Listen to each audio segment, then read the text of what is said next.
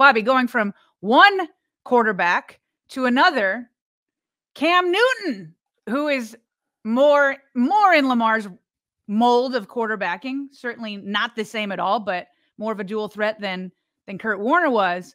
He was on First Take, and they were discussing who's scarier right now, Ravens or Chiefs. Now, you know me. Until the Chiefs are dethroned, I say they're the top dogs. Ravens will be the underdog when it comes to the Chiefs. I feel like the Ravens are the top dog with 30 other teams. But when it comes to the Chiefs, listen, you got to knock them off the perch first. But in terms of like who looks scarier right now going into week 8, I don't think there's any question. Stephen A. took the Chiefs. Cam Newton wasn't having it. True, Stephen A. Smith. I'm telling you right now, if you have not learned anything in the last couple of weeks, Lamar Jackson is playing possessed. Possessed like the great gods have touched him as they have. And when I look at the Baltimore Ravens, they are as a complete unit as I've ever seen them play. 2019, yeah, that was a scary team. 2023, yeah, that was a scary team. 2024 is even more of a scarier team. And knowing that, you don't think Lamar Jackson has circled any opportunity with playing Patrick Mahomes. Stephen A., he ain't come here to play, nor did I come to play with you. I'm taking the Ravens. Did you see Steven's face? He's like, who are you talking to? I'm talking to you. Yes, I'm talking to you. The Ravens did not come here to play, and I did not come here to play with you. No, that was funny. Colin Lamar saying that he's playing like he's possessed, and it's true. Like, how do you watch Monday Night Football? And like, I guess you could find some plays here and there. Certainly the backwards pass, but. He's playing like a man possessed when you're throwing for 5 touchdowns and you have more games where you throw for 5 touchdowns than everybody in the history of the league, but 2, one of them being Tom Brady. And you're only the 7th year in. Yeah, you're playing like a man possessed. And it was just fun to see Cam come and just put that in Stephen A.'s face for sure. And so just to see all of these people, like, it's just another level where Lamar is convincing people again. Now, believe me, the moment he messes up, Bobby, we will hear it. But for now, Cam is right. He's playing like a man possessed. I think Jeremiah just made a good point that he reminded me about that I wanted to say in that clip from the takeaways from Kurt, and I think it goes with this as well. And that is acknowledging the turnaround that this offensive line has given this team and has provided for Lamar. We wouldn't be having these conversations, Sarah, maybe to this extent that we are, had the offensive line performed similarly to the way that it did the first couple weeks. And so I think they deserve as many flowers as we're giving Monken and Lamar, because he has had time. And when he hasn't had time, at least he's had time enough to make the quick throws that we're mentioning and to execute those pressure plans. And so, man, it was not all that long ago that offensive line was a national topic. The backup guard position was a national topic. We talked about it here ad nauseum. Of course. Inside the vault. Yeah. And so I think, whether it's the rejuvenated Ronnie Stanley, right? Or the mainstay that is Tyler Linderbaum, or the newfound project in Daniel Fa'alele, or the stable and sturdy rookie in Roger Rosengarten, right? Or the carousel that has been left guard with Patrick McCary really stabilizing that position. They all deserve credit. And, of course, the interim offensive line coach as well, George Warhop, should be mentioned as well. And, of course, we continue to think about the D'Alessandro's family as well, the late Joe D, having lost him just within the last couple months. So good on you, Jeremiah, for acknowledging that. I meant to throw that in my first takeaway there from the Kurt Warner breakdown. Yes, 1,000%. I mean, it's just so funny that, like, the 2 off-season stories were the 3 new starters on the offensive line and then the defensive turnover at the coaching position, along with people that they've lost. What's funny is I felt like I had more confidence in the defense turning things around than I did the offensive line. and it's been the opposite. And hopefully the defense continues to try to find its footing. But yeah, I mean, you have to give them props, especially for how much we just took them to task throughout the offseason, preseason, and even those first 2 regular season games. One last thing I want to say about Cam Newton before we completely turn the page. He said the Ravens are the most complete unit. I think that's true on offense. Since we're talking about the defense, just bringing that up. Yeah. Certainly not a complete unit on defense, and that's where the Chiefs, while they're struggling on offense, their defense is just playing lights out. So if this trend continues and say they meet each other again in the Super Bowl, that the trend continues that their defense is dominating and the Ravens offense is dominating, we're going to have another one of those tests of, does defense win championships or does offense? That's what's so crazy about the difference that a year makes. Last year, they were as complete as you could be in the Lamar era, team-wide, all 3 phases, even though special teams was below their standards last year. Now it's done. Yeah, it's night and day in terms of where the offense is and where the defense is through 7 weeks entering week 8. Shall we get to some takeaways from the Derrick Henry conversation with Mark Ingram? Yes, let's do it. We see the super chat. We're going to get to Roquan in just a minute. Definitely. We'll bring the super chat up when we get to Roquan. Definitely, yeah. And there's more practice updates that we'll get to as well. Glad you guys are here. Over 1,500 of you concurrently watching. Sarah's parents, part of our live audience today as well, behind her computer. By the way, I've invited them on. They politely declined. I've seen people in the live chat saying we need to meet them, but they would prefer not to. They will talk with you, Bobby, after the show. Can't wait. Can't wait. Dad, by the way, Dad just turned 88 a couple days ago, right? And Mom turned 79 earlier this month. So love it. You know, awfully good genes. They just keep getting better. They just keep getting better. Really good genes for my co-host there. So shout out Sue, shout out Irv. We glad you guys are here. Can't wait to catch up after the show. But past and present, one former Ravens running back, one current Ravens running back, and they have one tie outside of that as well. Of course, the fact that they both went to Alabama. Mark Ingram and Derrick Henry. Go check this out. It is a hilarious conversation. It's the triple threat. Oh no, what is it? The triple option. Excuse me, the triple threat. The triple option is their podcast name. Urban Meyer's a part of it. Mark Ingram's a part of it. Rob Stone's a part of it. It's a Fox Sports crew. Big noon kickoff. They do the Saturday college football shows. And I grabbed a couple clips here. One of him just glowingly speaking of Lamar and his own MVP candidacy. But before we get to that, longevity. Something we know that has been Derrick Henry's calling card is keeping his body in shape, keeping his body at the top of the line physically, with hundreds of thousands of dollars dedicated and invested to doing so in the offseason and all year round. Here he is talking about this cliff that seemingly is nowhere to be found when it comes to Derrick Henry right now, who's soon to be 31 coming up in December. And people, man, hey, it's how you feel, dog, and you toting that thing better than anybody in the league right now. So how does that even feel, bro? Because when you turn 30, they just suppose like you're gonna fall off. How did that feel, bro? Coming from Tennessee last year, you went for 1,100 yards and 12 TDs just last year, and these people talking about he 30, he gonna be old, he ain't gonna be the same. Like what's that about, bro? What that made you feel like, bro? Yeah, really, I just wanted an opportunity. I knew I still had a lot left in the tank, and then being a free agent, just seeing who was interested, and I wanted to be Baltimore. There was Baltimore. It was not the Cowboys. Oh. The Cowboys were, if Baltimore wasn't interested, then, that'd be another good spot to go to because I live in Dallas. There's been so much talks about I want to go to the Cowboys. That's why I wanted to be. I wanted to be here in Baltimore, and thank God it happened. But being 30 years old in our position, that comes, that stigma is always going to be on a running back position, no matter who you are, just because that's the nature of the game as far as age and, the position. But I don't focus on that. I know I can still play at a high level, and, thank God I've been able to play this long, and, been trending in the right direction, so far this season.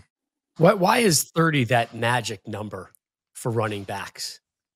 I don't know. It's just the statistics of the position, and especially guys who've had success early, who get a lot of carries and then have a lot of mileage. And then once you get up to that age, then, you kind of see, a little fall off as you creep into the 30s and 31s. But it's been some guys who've had success, but it's not it's not a lot of guys that had that much success. But I mean, I understand it, but I don't accept it. So Right. I'm gonna write my own narrative and work as hard as I can to have success and help my team and do my job the best way I can. I know you heard that one-liner. Oh, I you saw saw your me writing it face. down. Yeah, I didn't know you already had it. I saw your face. Woo! There it is. You all heard it. Quote, I understand it, but I don't accept it. I'm going to write my own narrative, responding to the why 30-plus-year-old running backs often fall off, or either that or they're written off around the NFL, Sarah. One of one. I love that he wasn't like in denial about it. You know, when they're like, why do people automatically write them off? Well, we know it. We've seen it time and time and time again with quarterbacks that hit 30 years old. I mean, it's not everybody, but it's a lot of running backs after all the mileage, after all those carries, after all those hits. And you've been carrying if you've been like, especially a cash cow running back, whereas in the Ravens in the past, they've usually, divvied it up. But if you've been at cash cow, it's just like the mileage on a car. Mm-hmm. It's like every car, you hit a certain amount of mileage, and then all of a sudden you start going into the mechanic a little bit more often, and then a little bit more often, and then it keeps happening. And then before you know it, it's like, I got to get a new car. And so I love that he's like, I understand it. You already said it, but we got to say it for a third time. I understand it, but I don't accept it. Oh, yeah. I love that. It's just, you have to be that way as a professional athlete. You have to be that way. And Bobby, quite frankly, this man is not human. The way he's built, we know this already. Do I have this in here? Let me show, where do I have this? I've got a photo in here somewhere of, here, let me pull this off. There it is. Check this out. He's not human.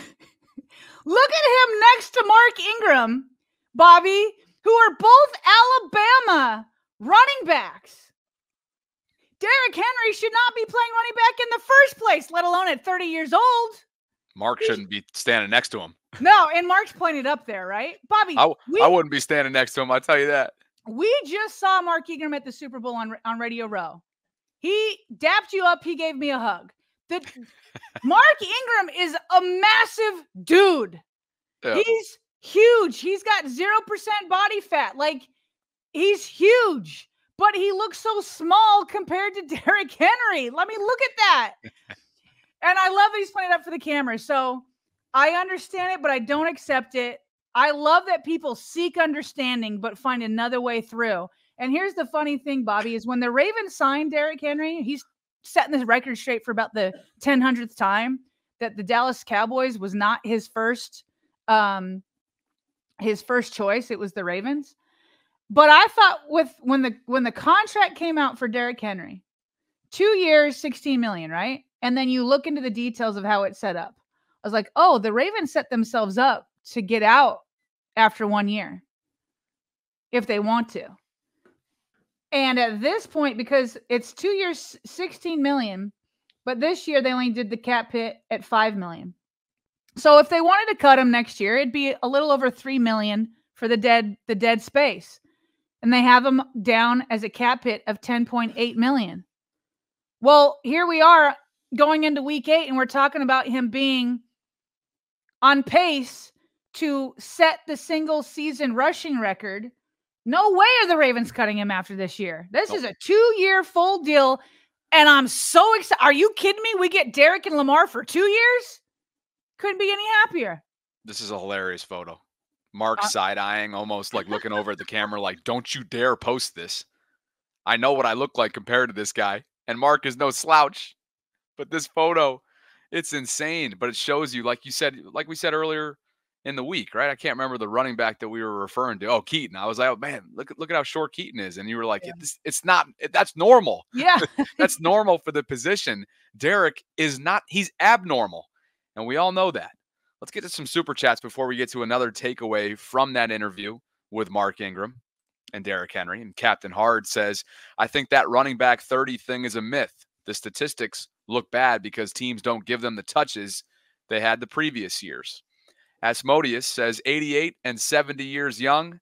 Happy birthday. 79. But did you hear that, Mom and Dad? I was going to say, Asmodeus is giving Sue a few years, cutting off a few years. Cutting off a good 9 of them. There you go. Thing is she's proud of being 79. She likes to tout it because she's like, look at me Heck yeah. go at 79. Heck yeah. And rumor has it she went to the gym today too. She did. She went to the gym with me this morning. There we go. Charlene says she's upset that Rowe got fined for a so-called hip drop tackle the Commanders did on Lamar with no fine. And just so you're aware, this came out right when we started the show.